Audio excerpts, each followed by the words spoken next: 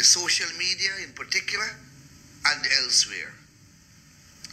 And that is why we as a government have decided not to stay silent on this issue, but to confront these racial narratives propagated by these racists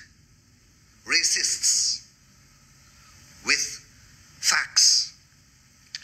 We don't normally, as we have said over and over again, compile data or store information through an ethnic lens.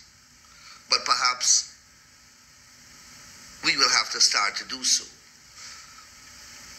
But I have looked at the roads on the east coast of Demerara, and roads have been done in every single NDC, beginning from Pleasance Industry